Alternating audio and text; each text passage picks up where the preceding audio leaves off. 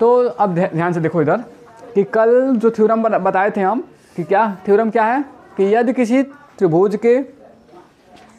त्रिभुज के ध्यान से सुनो थ्योरम, पहले सुनो कल वाला थ्योरम क्या था कि यदि किसी त्रिभुज के किसी एक भुजा के समांतर दो अन्य भुजाओं को भिन्न भिन्न बिंदुओं पर प्रतिच्छेद करने वाली रेखा खींची जाए तो जो दो अन्य भुजाएं हैं वो समान अनुपात में विभाजित हो जाती हैं। तो ये वो कल वाला थ्योरम था। तो आज हम देख लेते हैं प्रश्नावली कौन सा है, मतलब अभ्यास कौन सा है। हाँ 6.2 वाला देखेंगे, उसकी किस तरीके से सवाल लगेगा। देखो तो पहला वाला सवाल देख लेते हैं क्या है। एक फिगर है, ऐसा कुछ दिया है, लगा हो जाएगा कि नहीं। ये वाला तो हो ही जाना चाहिए भाई। ऐसा कुछ फिगर है, ठीक, ऐसा कुछ फिगर है और इसमें क्या दिया है, त्रिभुज एबीसी है और डीई रेखा है। ये ऐसे ध्यान से देखो, सॉरी बी है, ये ए बी सी ये है और ये एक लाइन ऐसे दिया हुआ है, यहाँ डी लिख दिया है और यहाँ क्या लिखा है 1.5 सेंटीमीटर हो गया। और ये वाला ना, ये 1 सेंटीमीटर, ये 3 सेंटीमीटर है ना, ये है। तो वही पहला वाला थ्योरम लगा देना है। वो क्या कहता है कि अगर समांतर भी लिखा है ये कि मतलब क्या कि डी ई समांतर है किसके, बीसी के। तो अगर कहीं जो है कि त्रिभुज हो और किसी एक भुजा के समांतर है ना, तो जब भी समांतर वाली बात आए तुरंत क्या करेंगे हम लोग, पहला वाला थ्योरम लगा देंगे। क्या पहला वाला थ्योरम कि अगर ये समांतर है तो ये दो अन्य भुजाएं हैं उसको समान अनुपात में विभाजित करेगा। समान अनुपात में विभाजित करने का मतलब क्या है बताओ, समान अनुपात में विभाजित करने का मतलब क्या है कि ए डी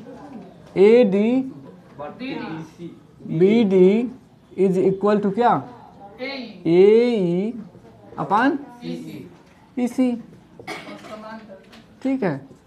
अब यहीं से उसका मान रख देना है कि ए डी कितना है 1.5 सेंटीमीटर, बी डी 3 सेंटीमीटर, ये क्या है 1 सेंटीमीटर और सी ई आई सी, ठीक है, ये है। तो बस इसको इधर भेज देना है, इसको इधर और इसको नीचे, ठीक है। तो ध्यान से देखो सी ई, ठीक है, क्या हो जाएगा 3 इधर 1.5 नीचे। दशमलव से अगर घबराहट हो रही हो, हाँ, तो वही क्या करेंगे, घबराहट हटाने के ऊपर नीचे 10 से गुणा कर देंगे। तो यहाँ क्या होगा 3 दाम में 30 और ये 15 होगा। अब तो दशमलव हट गया, ये 15 का टेबल यानी कि पहाड़ा सबको आता होगा। तो 15 दूना 30, 15 करने 15, अब 15 दूना यानी कि 2 आ जाएगा। यानी कि सी और ई इजिकल टू क्या हो जाएगा 2। हमेशा मात्रक मतलब यूनिट नहीं भूलना है। तो क्या है सेंटीमीटर है, ठीक है। अगर यही सी हटा दें मीटर तो गलत हो जाएगा तुरंत आंसर ना। 2 मीटर और 2 सेंटीमीटर अलग बात है ना। तो हमेशा इसको भी जो है कि देखते रहना है। और इसी का दूसरा वाला सवाल बिल्कुल यही है, ठीक है, बिल्कुल यही है, ठीक है। तो इसको भी लगा लेना है, ठीक है। और क्या है इसमें, मतलब पहले का दूसरा तो बिल्कुल यही है। और दूसरे का पहला देखो अच्छा लिख लो जल्दी से, ठीक है। तो हमको लगता है तुम लोग कि दूसरे का पहला भी कर लोगे शायद, ठीक है, ये है, ठीक। अब अब समस्या तुम लोगों के ऊपर है कि अब हमसे क्या क्या पूछो, अब जो पूछो वो बताएं, ठीक है। और कोशिश करो अब कि आंसर लगाए, ये सब तो लगाए ही होंगे सवाल तुम लोग। कृष्णा कह रहे हैं कि कोर्स कंप्लीट हो गया है, तो इसका मतलब तुम लोग लगा भी चुके होंगे ना।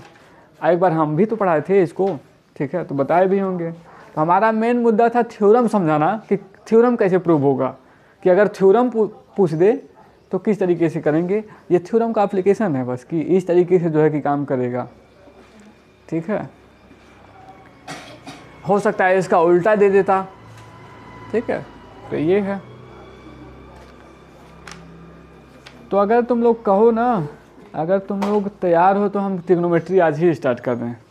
सर इसमें का 10 9वां 9वां 10वां दोनों नहीं समझ में आता है।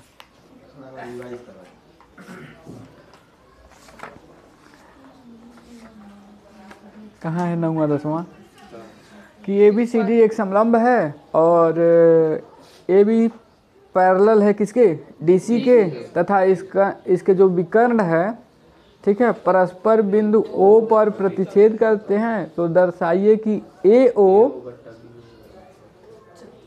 अपान BO is equal to CO अपान DO है। हाँ, तो DO है, तो हो तो जाना चाहिए ये। और अगर लगाए हो पक्का, एक बार ट्राई करना है आज, एक बार ट्राई लो, देखो हो जाना चाहिए वैसे। अगर जो इसका 9 वाला होगा तो हमको लग रहा है 9वां का एकदम जो है कि हो जाता है 10वां में। हाँ, तो अगर 9वां हो गया है 9 वाला, तो इसका मतलब देखिए कि उसका बिल्कुल अपोजिट है ये, तो 10वां हो जाएगा। एक बार ट्राई लो ना, हम वो तो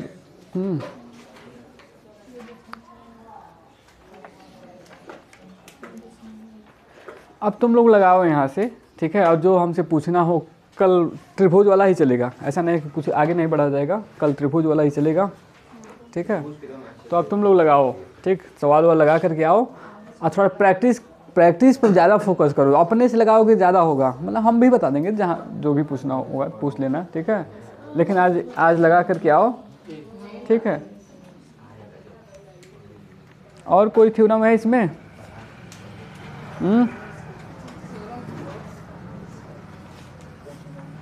अगले थ्योरम पे हम लोग बात करें। दूसरा तो हो गया,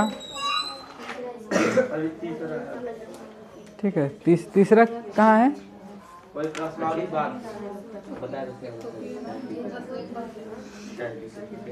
ध्यान से देखना, ध्यान से सुनो। इधर एक प्रमेय और दिया हुआ है, क्या कि यदि दो त्रिभुजों में, ये तो बात हम लिखवाए भी दिए होंगे शायद, कि यदि दो त्रिभुजों में संगत कोण बराबर हो तो उनकी संगत भुजाएं एक ही अनुपात में समानुपाती होती हैं, और इसलिए त्रिभुज जो है कि समरूप होते हैं।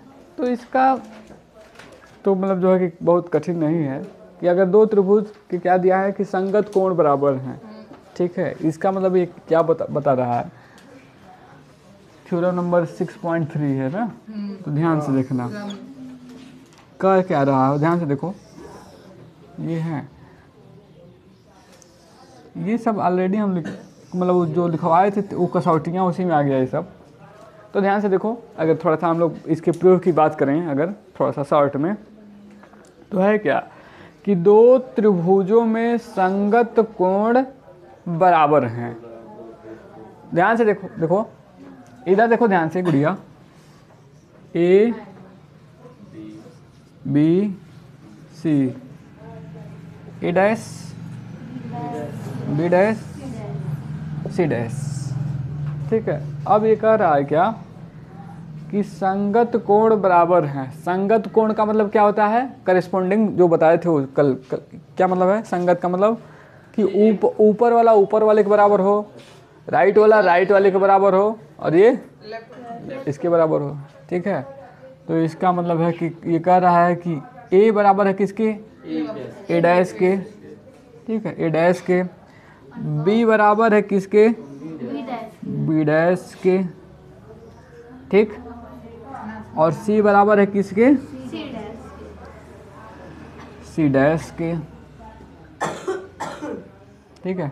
लग रहा है ना अलग अलग, मतलब दिखने से लग जा रहा है कि ये C डैश बराबर, देखने से लग जाना चाहिए, ठीक है। तो ये कह रहा है कि अगर संगत कोण बराबर हैं तो उनकी संगत भुजाएं एक ही अनुपात में, मतलब समानुपाती होती हैं, एक ही अनुपात में डिवाइड होती हैं, ठीक है। ये है। और क्या कह रहा है आगे? और इसलिए त्रिभुज समरूप होते हैं। तो ध्यान से देखो हम लोग क्या करेंगे कि अगर ये है ABC, ठीक, तो सारे कोण बराबर हैं, इसका इसके बराबर है, ठीक है। तो ध्यान से देखो इसमें कह रहा है कि समान, मतलब ये दिखाना है कि इनके संगत भुजाओं का अनुपात बराबर होगा। तो इसके लिए क्या करेंगे हम लोग कि ये दिखा देंगे इसके, ये दिखा देंगे इसके, और ये वाला दिखा देंगे इसके। ये तीनों बराबर हैं तो ये कौन सा त्रिभुज हो जाएगा? समरूप त्रिभुज। हम हमें